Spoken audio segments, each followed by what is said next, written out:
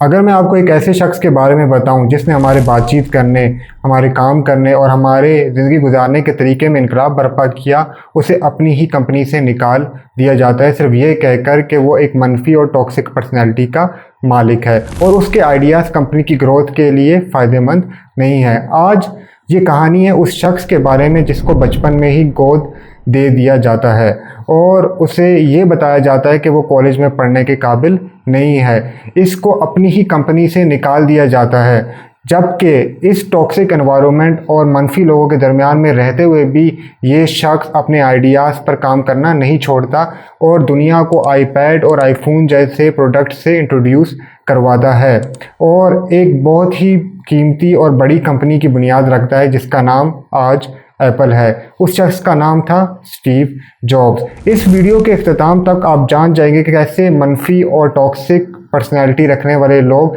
हमारी psychologically, emotionally और mentally सूरत हाल ख़राब कर देते हैं और उसको नुकसान पहुंचाते हैं। और आप ये भी जान जाएंगे कि कैसे इन महदूद ख्यालात रखने वाले लोगों से हम आज़ादी हासिल कर सकते हैं।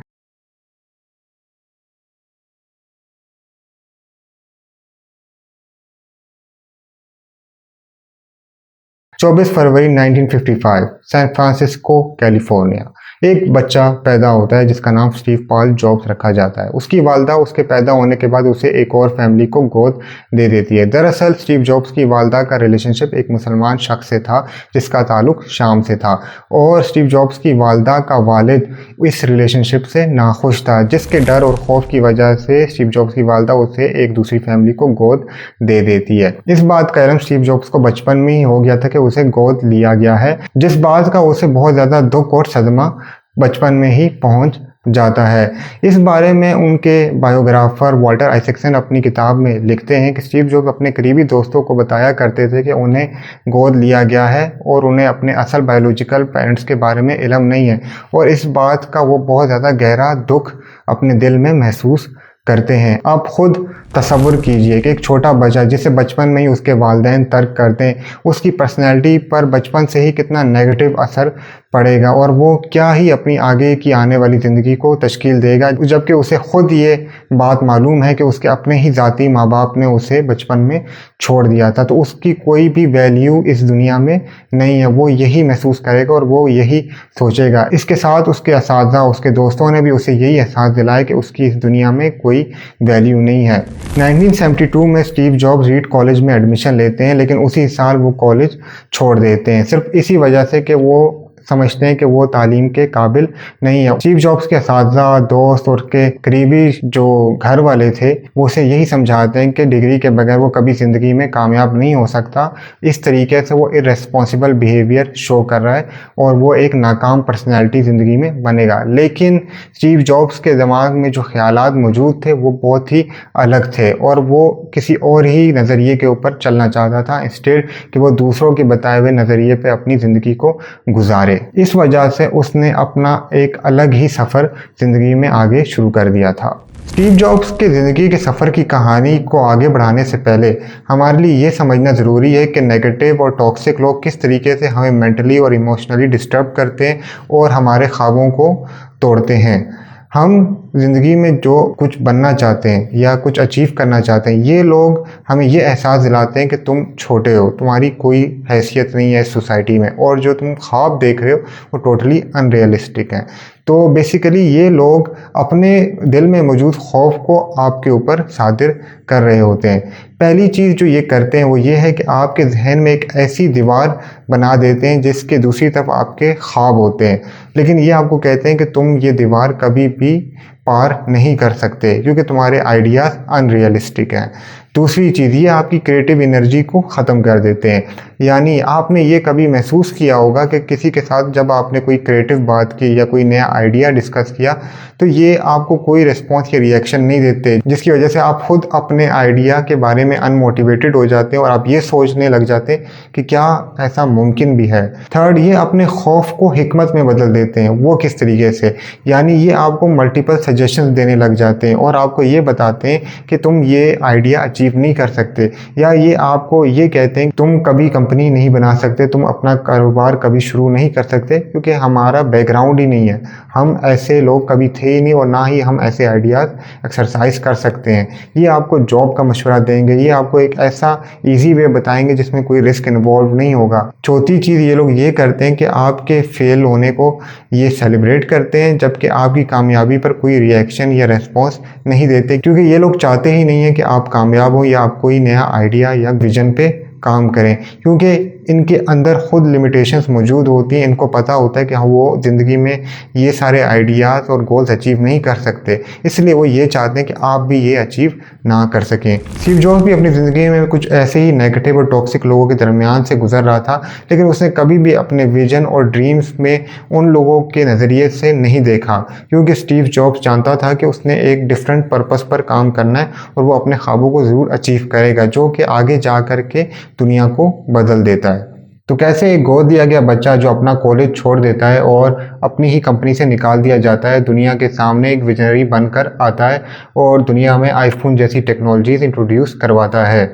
दरअसल इसका जवाब स्टीव जॉब्स की अपनी ज़िंदगी में मौजूद एक ऐसे लेसन हैं जो स्टीव जॉब्स ने अपनी ज़िंदगी में सीख लिया था। स्टीव जॉब्स ये समझ चुका था कि कैसे कंस्ट्रक्टिव फीडबैक देने और नेगेटिव फीडबैक देने वाले लोगों के दरमियान में फ़र्क करना है।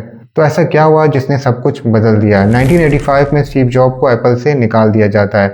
स्टेक होल्डर्स ये कहते हैं कि इसके आइडियाज़ बहुत ज़्यादा रेडिकल हैं, रिस्की हैं और अलग हैं। उसे सिलिकॉन वैली की एस्टेब्लिशमेंट से निकाल दिया जाता है और मीडिया स्टीव जॉब्स की पर्सनैलिटी को एक फेल्ड पर्सनैलिटी के तौर पे पोर्ट्रे करना शुरू कर देता है। इसके साथ उसके पुराने साथी भी उसका साथ छोड़ देते हैं। इस मरहले में कोई भी शख्स मायूस हो जाता और अपने आप को नाकाम शख्स एक्सेप्ट कर लेता और या ये सोचता कि ये सारे लोग मेरे बारे में सही कह रहे हैं, लेकिन स्टीव जॉब्स ने उनकी बातों पर ध्यान देने के बजाय एक रिमार्केबल एक्शन लिया। स्टीव जॉब्स नेक्स्ट कंपनी की बुनियाद रखता है और as a chairman Pixar company के मेजॉरिटी शेयर्स खरीद लेता है। एक तरफ उसके पुराने कोलीग्स एप्पल में सेफ और लेस रिस्की आइडियाज़ एक्सपेरिमेंट कर रहे थे, जबकि दूसरी तरफ स्टीव जॉब्स कंप्यूटर एनिमेशन की दुनिया में रेवोल्यूशन ला रहा था और वो टेक्नोलॉजी की लिमिट्स को पुश किए जा रहा था। यहाँ ज़रूरी इसे समझने का ये था कि स्टीव जॉब्स ने ना ही उन्हें गलत साबित किया, बल्कि ये भी बताया कि कैसे वो अपनी सराउंडिंग्स को चेंज कर सकता है। उसने उन तमाम लोगों को सुनना छोड़ दिया जो हर सोल्यूशन में प्रॉब्लम्स देखते थे, बल्कि उसने उन तमाम लोगों की टीम बनाई जो हर प्रॉब्लम में सोल्यूशंस को देखते थे। जब 1997 में एप्पल स्टीव जॉब्स को कंपनी में वापस लाता है, तब 90 दिन ही रह गए थे कंपनी के बैंकरप्सी से। लेकिन जितना अरसा स्टीव जॉब्स कंपनी से बाहर रहा था, उसे ये बात समझ आ गई थी कि उसने अपने इनर सर्कल यानी इर्द गिर्द के लोगों को, टीम्स को या वो तमाम लोग जो उसके साथ काम करेंगे, उनको किस तरह सेलेक्ट करना है। तो ऐसे लोग जो हमारा ड्रीम किल कर देते हैं, उनको हम कैसे पहचान सकते हैं? स्टीव जॉब्स ने अपनी ज़िंदगी में जो इन रेड फ्लैग्स को पहचानना सीखा वो ये हैं। कुछ लोग हमें हमेशा हकीकत में रहने का सबक देते हैं। वो ये कहते हैं कि ये आइडिया नामुमकिन है, ये प्रोडक्ट कभी भी नहीं बिकेगा। जिस तरह स्टीव जॉब्स को आईफोन के लॉन्च से पहले लोग कहते थे कि ये प्रोडक्ट कभी नहीं बिकेगी।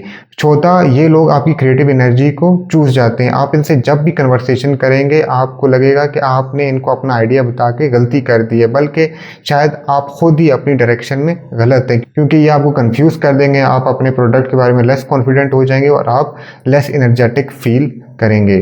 तो ये आपके विजन को सपोर्ट नहीं करते, बल्कि आपको थका देते हैं। पांचवा, ये हमेशा क्रेडिट के मुतलाशी रहते हैं, यानी कि अगर आपका आइडिया सोल्यूशन काम करेगा तो ये आपके साथ ही रहेंगे, लेकिन जब आप फेल होंगे, आपका आइडिया वर्कआउट नहीं करेगा, तो ये आपको तनकीद का निशाना बनाएंगे। एक तरफ आपके साथ खड़े होंगे जब आप विन करेंगे और जब आप लूज़ करेंगे तो ये आपके मुखालिफ हो जाएंगे और आपसे अपना साथ छोड़ देंगे।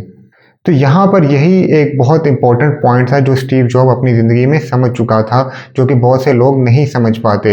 वो ये था कि ये लोग बुरे नहीं होते या इनके दिल में कोई बुराई नहीं होती, बल्कि ये लोग अंदर से खौफज़दा होते हैं और ये खौफ जो होता है कंटेजियस होता है, यानी कि एक बंदे से दूसरे बंदे में खौफ फैलता चला जाता है। इस बात को स्टीव जॉब्स समझ चुका था कि उनकी जो लिमिटेशंस है वो हमारी लिमिटेशंस बन जाती हैं, जिस एहसास को उसने फ़रोग देना ज़रूरी नहीं समझा। तो सवाल ये पैदा होता है कि क्या आप भी नेगेटिव और टॉक्सिक लोगों से आज़ादी हासिल करना चाहते हैं स्टीव जॉब्स की तरह? तो मैं आपको एक ऐसा रोड मैप बताता हूँ जो उन्हीं प्रिंसिपल्स पर मबनी है जो स्टीव जॉब्स ने अपनी लाइफ में इख्तियार किया था। पहली चीज़, आप अपने गोल्स को एक पेज पर लिख लें और इसी के साथ उन 5 लोगों को भी लिखें जिन पर आप मुकम्मल तौर पर ट्रस्ट करते हैं। यानी कि ये वो लोग हैं जिनके साथ आप अपना विजन, गोल और मिशन शेयर कर सकते हैं, अपने आइडियाज़ को शेयर कर सकते हैं, क्योंकि ये आपको सपोर्ट करेंगे और कंस्ट्रक्टिव फीडबैक देंगे। दूसरा, उन लोगों से फासला इख्तियार करें जो आपकी एनर्जी को ड्रेन कर देते हैं, यानी कि नेगेटिव लोग।